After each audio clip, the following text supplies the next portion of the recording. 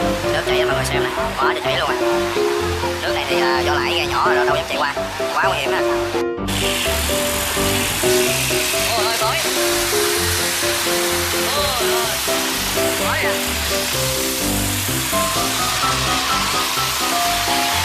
Đây là đường nè.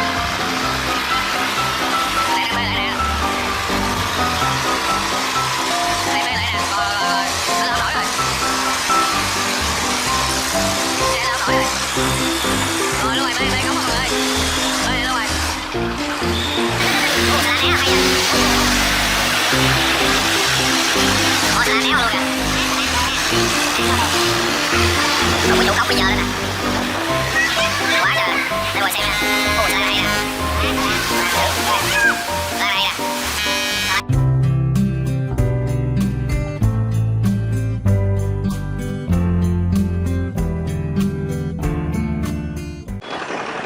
Xin chào tất cả mọi người, rất vui gặp lại mọi người trong kênh YouTube của mình nha.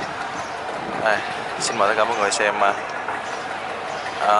anh ghe tàu đang chuẩn bị đi ra để vượt cống nha mọi người. Đây là quang cảnh trước khi mà mở cống nha. Tất cả ghe tàu đồ người ta sẽ tập trung ở bên ngoài ha. Mấy anh xà lan này anh đang quay đầu lại để anh đi qua nè.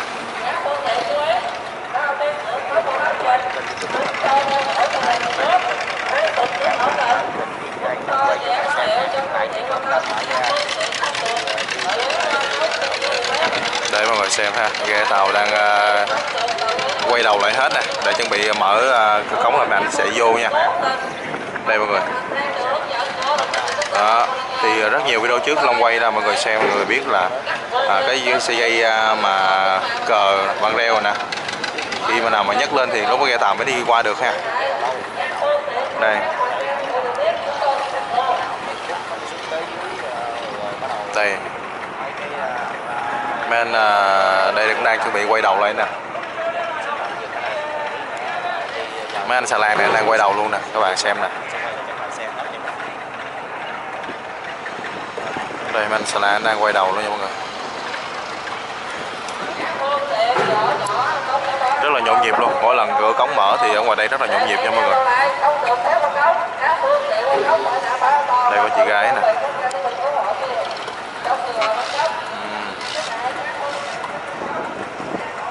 Đây các bạn xem nha.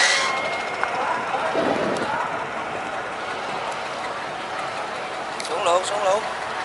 Đây được kìa. Cửa cống đang mở rồi. Đi cái lông. Nước chảy mọi người xem nè, quá trời chảy luôn à. Nước này thì do lãi ghe nhỏ rồi đâu dám chạy qua, quá nguy hiểm ha. Mọi người xem sóng lớn nè, ở quang cảnh mà trước khi mở cống à, nguy hiểm ghê hồn à. Đây chiếc giỏ này tự nhiên đâm ngang nè. Đây nè, chạy này nguy hiểm lắm nha, này nó bê cái là ra tới ngoài kia luôn nè. Ủa, anh quay đầu kìa, quá trời. Trống đó chứ mấy bữa mà có nhiều vỏ lãi rồi kiểu đó là đụng bên ninh rồi. Rồi, ok. Để mọi người xem ngoài xa mấy anh ghe này cũng đang đi vào trong cái luồng này.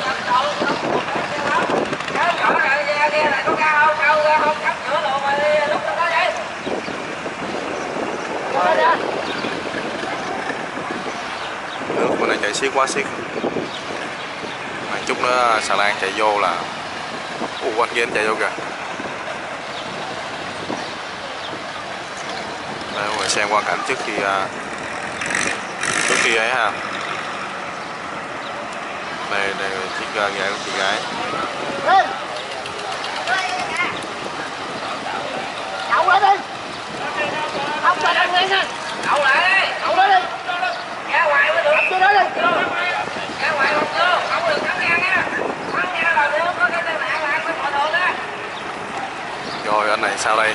Rồi anh tấp vô đây luôn rồi nè. Bây giờ ghe tùm lum cái chân sao đâm ra ngoài được. Đó, anh này giờ bị tấp vô trong đây nè. Chứ nó thối kìa. Để cái phương tiện này đi lên trên rồi vô cuối cùng.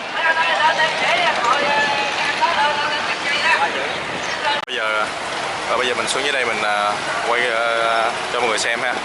Cái tàu vượt qua chỗ này ha, đoạn này ha.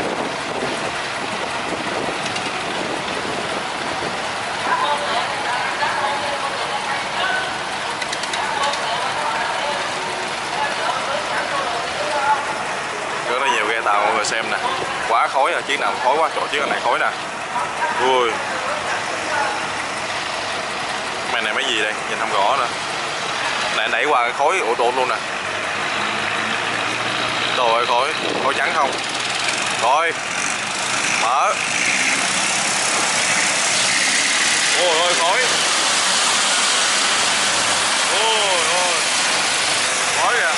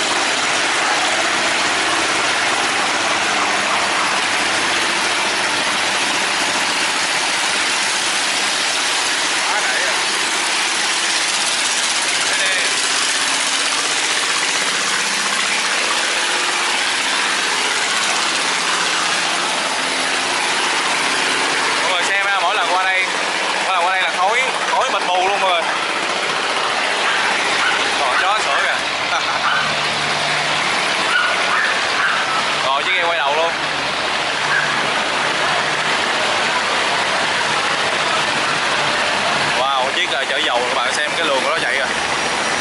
Quá trời ha.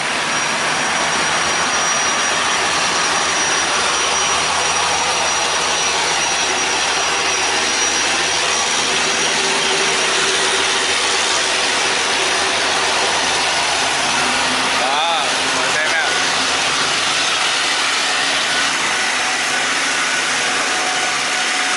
Đây chị gái này ngoài kia nè. Rồi, qua rồi.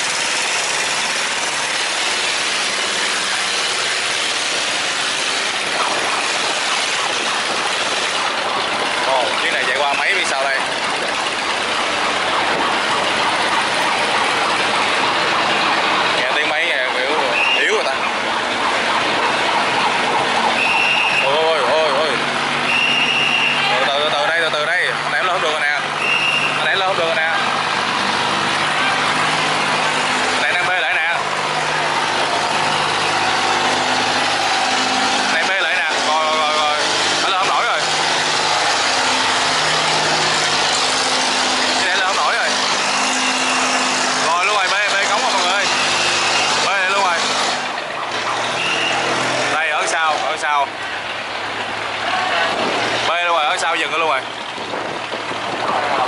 Vậy mới dễ đụng. Ở sau đụng mình sao bây giờ nè. Đó, mày che xuống mà nó đầu né dột lại ở sau đạp lên. Kìa kìa, vô lái cho lên kìa. Nó không thấy đụng cái nè. Ơi. Trời. Đó, vô lại không rồi.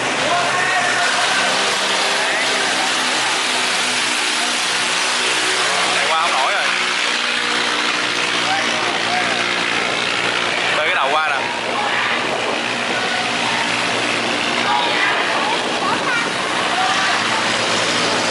Ở trên mà anh kêu chiếc này lưu lại ha.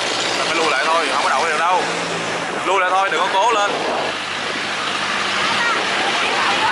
Bây giờ chỉ đạp lái thải thôi về thôi. Rồi thả cho chiếc này mà đẩy lên không nổi đâu.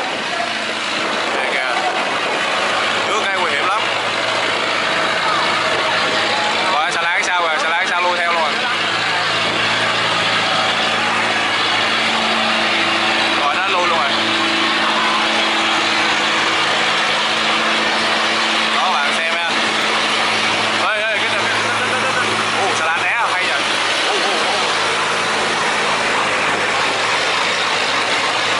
Xà lan né qua luôn kìa. Còn cái chủ cống bây giờ đây nè. Quá trời. Đây mọi người xem nha. Xà lan này hay nè. Xà lan dữ. Xà lan này hay nè. Xà lái cứng nè. Hay. Xà lan hay. Nheo ok luôn. Hay quá anh ơi. Anh này ta lái cho mấy bạn xem không? Ta lái cứng thường không? Bây giờ qua đây, trời ơi, sống kìa. Quá sống. Rồi bây giờ chiếc kia anh vô trong rồi. Bạn nhìn xem sống em đây nè. Quá trời sống rồi. Wow, ghê, trời, chiếc kia đâm qua kìa. 5.000 nó dễ đụng nhóm luôn. Ôi, sống kìa. Quá.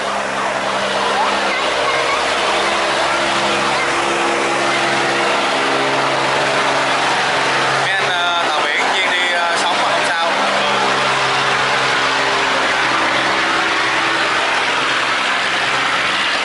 Quá em.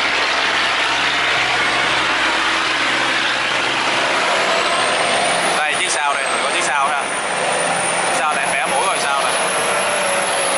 15.000 không đó.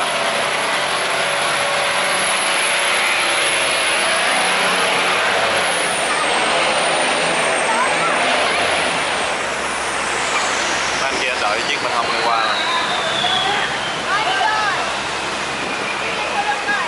Cái chiếc vàng chứ chưa được vô đâu. Để anh này lên.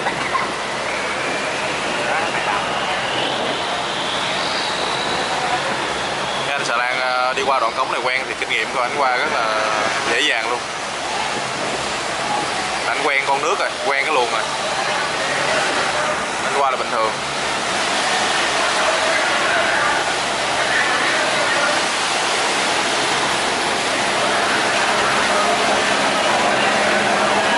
Bây mọi người thấy không?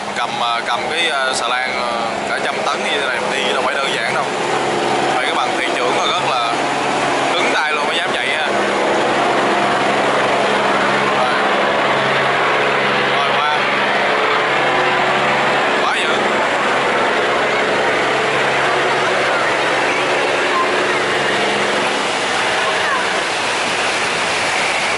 Rồi máy này qua nhẹ nhàng rồi. Thôi các bạn xem tình huống vừa rồi ha, một chiếc ghe gỗ anh đi qua nhưng mà bị tuột lại cống ha. Đợi chút nữa thì anh có lên từ cống thì mình quay mọi người xem nha. Hiện tại bây giờ anh bị tuột cống rồi đó. Mọi người thấy mỗi lần xà lan đi qua đây là cái máy đề không? Cái đầm máy ghê không?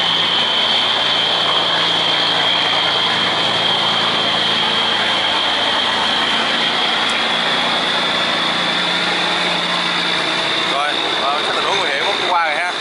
Thôi mình cũng kết thúc video này nha mọi người. Mọi người nhớ bấm like, share cũng như đăng ký kênh nha.